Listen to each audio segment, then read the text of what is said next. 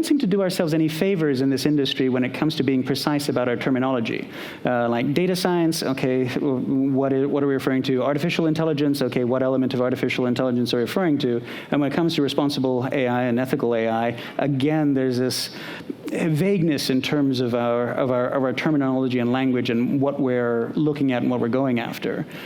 Yes, which I think is good when you're making up new fields and bad when you're trying to prevent great harms, right? Or you're trying to align an organization. So one of the things you should, I think about when you're trying to align an organization around responsibility or ethics is first align on why you're doing it. If you have just one person who's saying we should do something ethical, or worse, some person who says that we should do something ethical but they don't really care, that's not really useful. So I think the first part is to align everybody on what problem you're solving. I mean, I think that's true with any strategic initiative, right? You have strategy in your name there. So with any strategic initiative, first you need to figure out what problem do we think we're solving. And I think that's true for responsibility and ethics within the enterprise as well. Well, I was wondering whether or not some of the transition from ethics to responsible AI was a quest for value. How do we drive value in the organization with this concept? And with ethics, it can be very defensive. It's we don't want to get in trouble. We don't want to get to be on the front page of the New York Times or something along those lines. But when we're starting to talk about responsible AI, now there's an element of business performance here. There's the model should perform reliably. The model in a way that is expected, that it should be continuously improved, that it should be sufficiently validated, that it comply on the legal side of things, as well as on an ethical and moral point of view as well. So I guess I'm wondering whether or not there's this movement towards trying to find an alignment with how do we ensure that our models are fair and ethical, but also how can we at the same time ensure that they perform better, that they are more trusted by the organization, and that they are more safe for everyone to use. I do think trust is intimately associated, and I noticed that it came up quite a bit with Raj. So trust, of course, has internal and external aspects. So external trust or responsibility is, do your customers, external stakeholders, potential regulators trust that you're doing something you should be doing? So responsibility has sort of a buttoned up aspect to it, whereas ethics, I don't know, kind of makes me think of somebody in a toga rather than somebody in a suit and tie. So I do think that there's some amount of trust insurance when you think about responsibility as the organizing principle. That said, I think often with actual practicing data scientists, they're looking for something that's slightly different than responsibility. In my experience, students, young data scientists, senior data scientists actually, often have this sense of fear of moral injury. They want to know that in 3 years they will look back on their project, and even if they did a project that got them promoted, they won't feel like that was a bad thing. You know, I did something that was hurtful, or they didn't train the Google model that identified minorities as gorillas. Many. in order to be fair to all of our other companies, I won't start enumerating potential examples, but yes. So, and you see this all the time. People leave a company and then they publish multiple hundreds of pages of memos, or go on speaking tours about things that they did at their prior companies. I think in general, young technologists want to know that they have some sort of intellectual framework for knowing that they're not going to do something that later they'll look back and think as bad.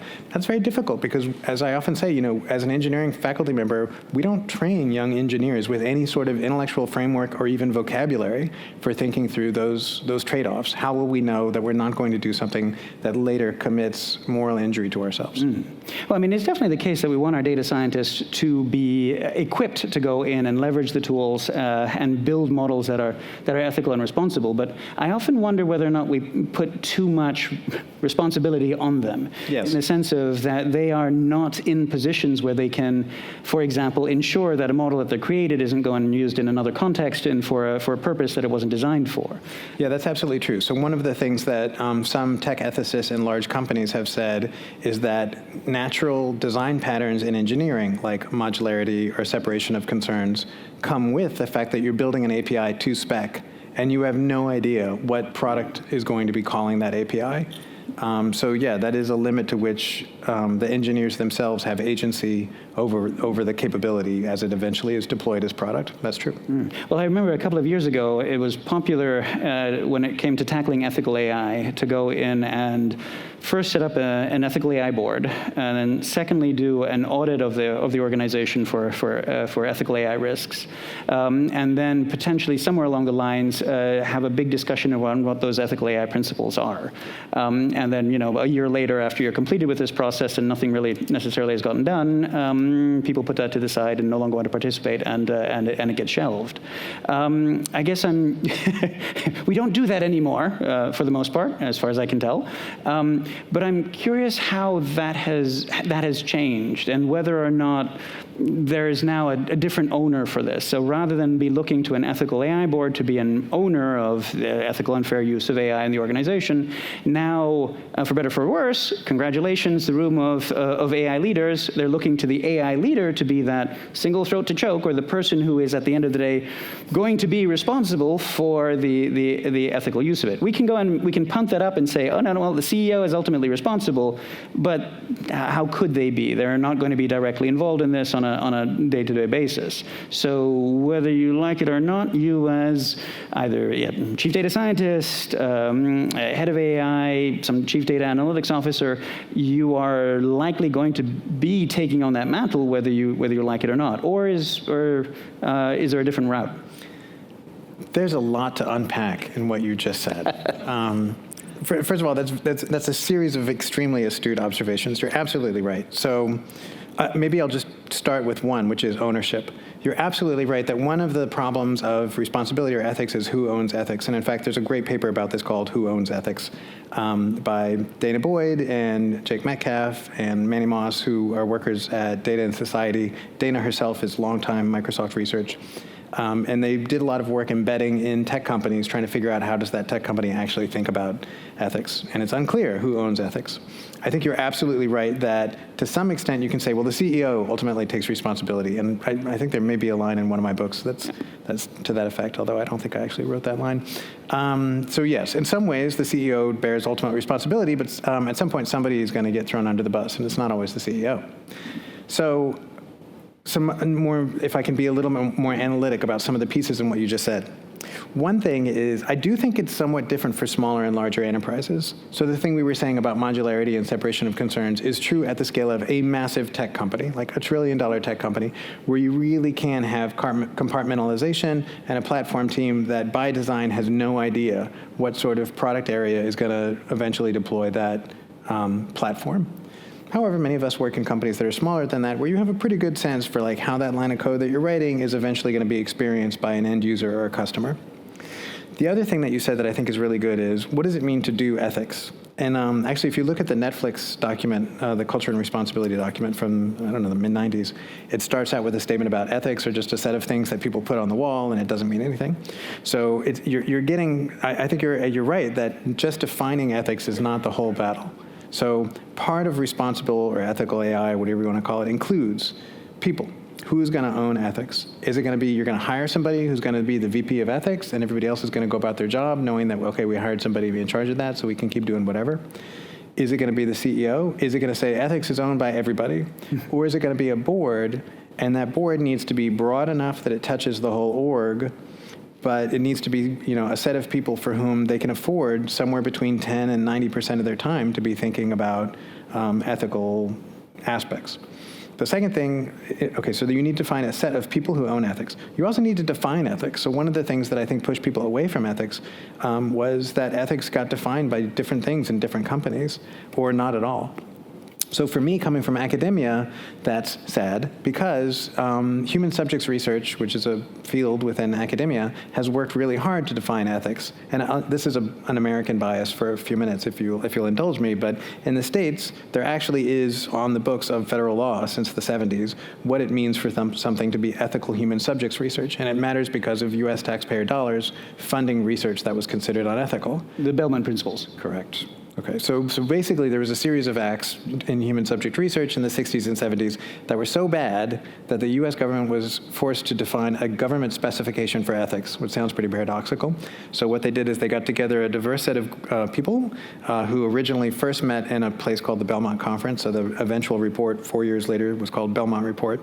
And that included researchers, lawyers, philosophers, a priest, like a wide diversity of people thinking about what it actually means to be ethical.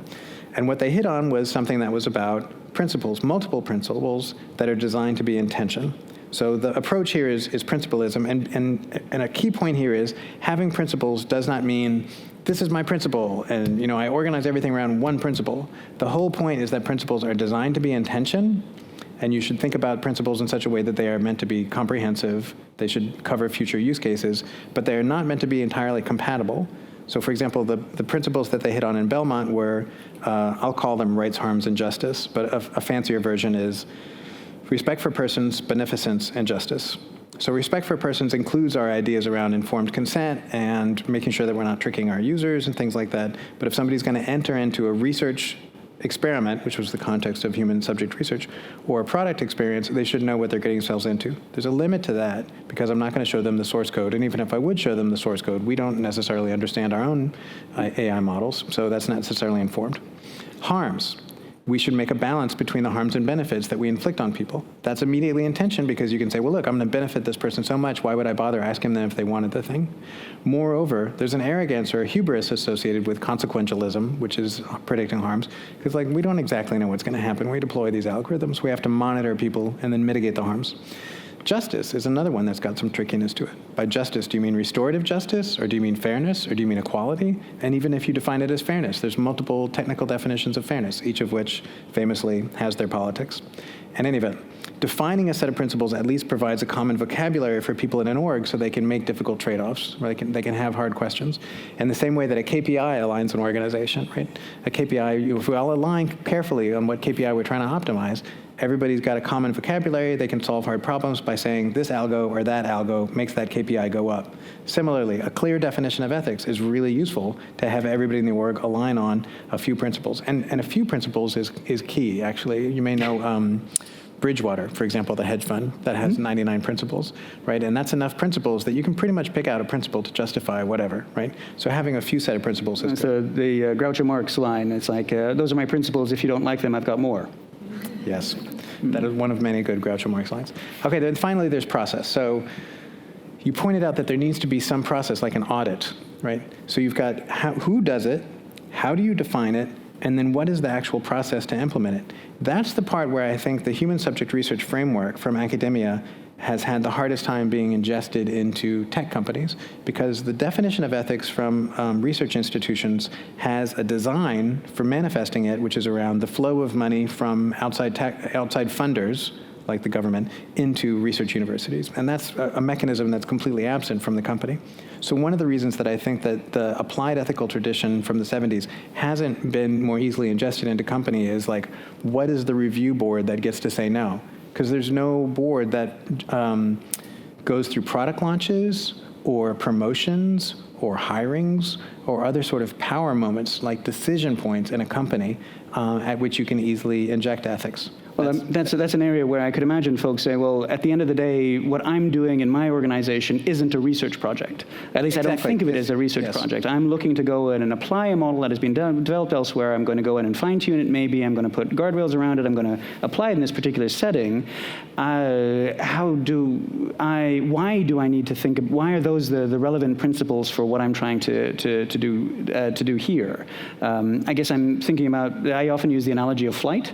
And when I'm willing to go on EasyJet or Ryanair and trust that I'm going to get there safely, it's not because of the principles that they put on their website. It's because all of the processes and the people who are involved and the technology solutions that are implemented there. But versus if I was investigating new ways to fly with human subjects, I would all of a sudden be very, very concerned about those principles because you're guiding a wide range range of different nebulous activities that have yet to be defined. And so hence the principles are the guiding point that helps me design that research on new and better ways of flight. But do I need those principles? Are the principles as important when I'm ensuring something like the safety of flying and treating the customers appropriately? Yes. So that's a very good point. So if you think about flight, it's a great analogy. It shows up a lot in discussions of AI. So Jan LeCun, for example, likes to rely on flight all the time. Right. He's stolen that one too. Yeah, that guy.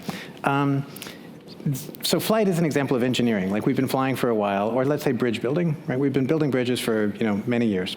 So when somebody builds a bridge, there is a checklist. So I don't think you said the word checklist, but that's part of the process for something where you've done it 1,000 times and you know exactly how it's supposed to work, is make sure that you do that thing. Checklists, of course, show up in surgery as well, right? No. However, in research, you're doing a thing you've never done before. As the mathematician Hamming famously said, in engineering, if you don't know what you're doing, you should not be doing it. In science, if you know what you're doing, you should not be doing it. Meaning, there's a field of human endeavor in which you're doing something and you don't exactly know what you're doing yet. There's another field of human endeavor in which you should not be doing it if you don't exactly know what you're doing, right? Like building bridges. Building bridges is an arena in which it's natural to have a checklist, because we're pretty real sure we know what we should do and what could go wrong if we don't do it. Research is, on the other hand, a time of very difficult decisions. And when you have difficult decisions, it's useful to have principles which are very high level, right? Not so high level that they're not actionable, but high level enough that you can align on them and you can use them in future situations. However, from principles, you need to distill standards, rules, lines of code, product decisions. Adjudicating all of that is a human decision and involves, somebody that has the trust of the org or the trust of the community. And I'm directly ripping that off from constitutional law in the United States. So constitutional law in the United States, a lot of the principles in the Constitution are stated at a high level.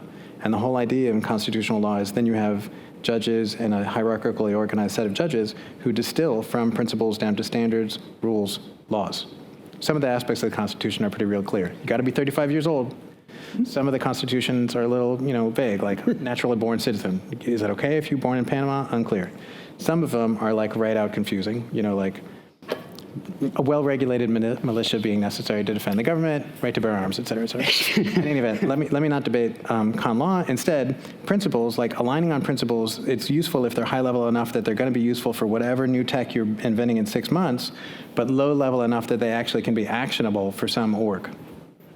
Well, so it sounds like potentially the takeaway from this would be, yes, have your principles, establish your principles, but very, very quickly get to the standards, the processes, and the policies in your organization that you're going to be driving, because it's in getting through all 4 of those stages that you actually get to the applied and get to the value off of this. Yeah, I would scratch the word quickly. I would say very carefully, and that work is the actual hard work. Like, you need to have people who are bought in, who have aligned on what the principles actually mean, and then do the hard work to figure out how am I going to apply these principles to an individual case.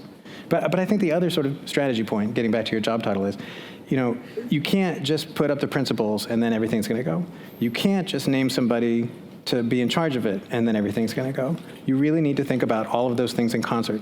What problem are we solving by establishing responsible practice? How are we going to define responsible practice? Who's going to own it? And what is the process going to be for ensuring that this definition of ethics or responsibility somehow constrains and guides our difficult decisions? I really think all of those things are necessary, and I think many of the failures of companies is that just do one of those things. They'll just hire a VP of ethics, and then it doesn't work out. A very unfair question. Are there any organizations out there right now that you would see we should be emulating, that do this well or at least are taking the right steps? That is very difficult. No, I would rely on books rather than companies. I can recommend a book or two for people to... No worries. I'm in the same position, so I wouldn't be able to do something similar, not because they don't exist, but because I don't know enough about what they're doing there. But ask me again in about 6 months, and I'll be able to point to a couple of them. I have high hopes for Scotiabank. Okay. But speaking about laws, very curious about your thoughts on regulation. Where is this going? Is there anything that we could see based off of the history of data regulation and privacy regulation that we think could translate over when it comes to AI regulation? Yeah. Well, regulation is interesting. I guess a couple of things that are interesting around AI regulation is to look back on the fights around privacy regulation from the 1970s in the US. So in the US, there was a lot of concern about power and data, but it was state control of data. So there was a series of basically consumer-oriented concerns, which led to a bunch of regulations that limited the ability of the state to possess and use data in a way that was unchecked. And in fact, modern ideas like right to be forgotten or right to edit your data are right there in some of the laws from the 1970s in the United States. So for example, as an educator in the States, I'm bound by a law called FERPA, which is originally called the Buckley Amendment, which limits my ability to release information about my students. But that law was originally because parents didn't trust the schools, and they wanted to be able to see their own kids' records and correct it if there was an error in those records. So there are ways in which we are living a digital equivalent now, only the locus of power is no longer the state having too much data, it's private companies have too much data. That's one interesting aspect of regulation, is that historical example. A second interesting aspect of regulation is the sectoral nature of regulation in the United States as opposed to in other jurisdictions. So the sectoral nature means that laws in the United States are around particular verticals. There's a set of financial laws, there's a set of laws around alcohol, tobacco, and firearms. Let's not talk about how it ended up linked together, but you've got different bureaus for these different bunches of human activity. And so you don't see a lot of laws on the books like we're just going to regulate AI as a tech, right? There are some exceptions, right? Federal Trade Commission and antitrust, Department of Justice in general, but a lot of the laws are organized around economic verticals rather than a technology.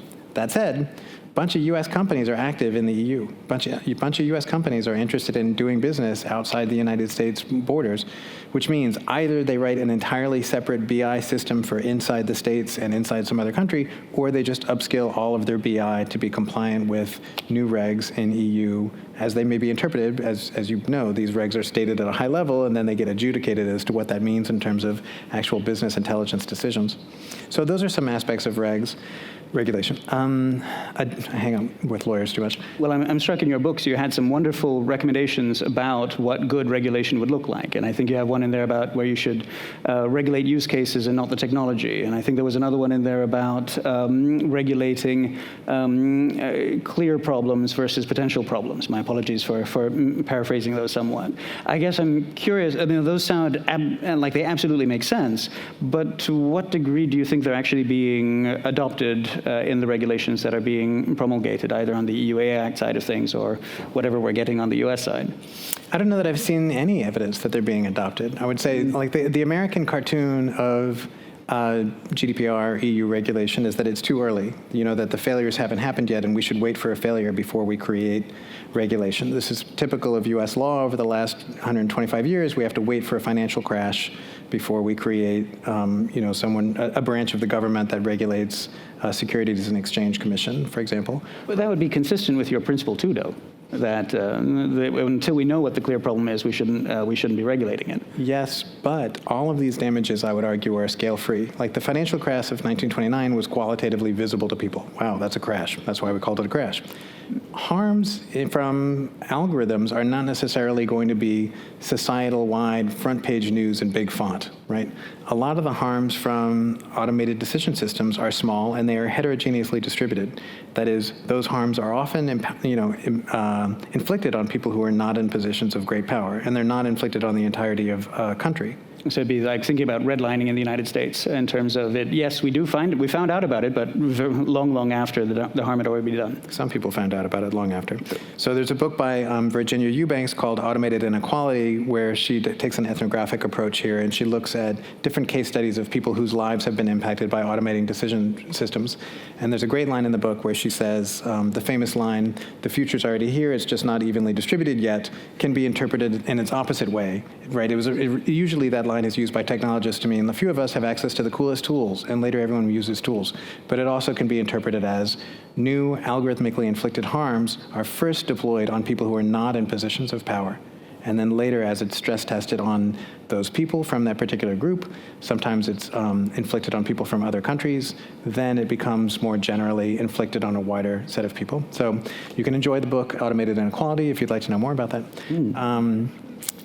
Well, speaking about your book, you had a wonderful line in there. I think it was a quote from Mosteller, which was, "It's easy to lie with statistics. It's harder to lie without them." Yeah. And it's often struck me in the AI space that, I mean, if you think that that AI models are unfair or unethical, have you tried people?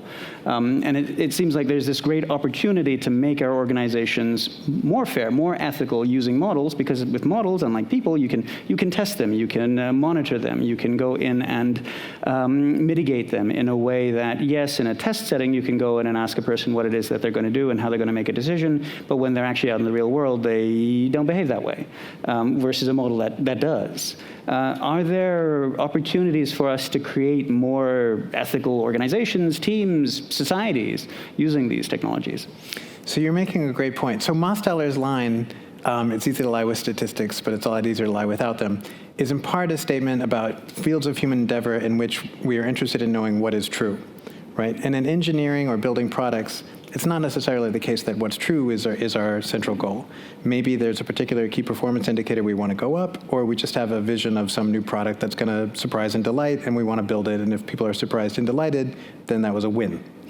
But your flip side of it, about how this relates to AI, I think is really important, because one of the things that happens in the dialogue around AI is people will look at an algorithm and say, well, that algorithm is unfair.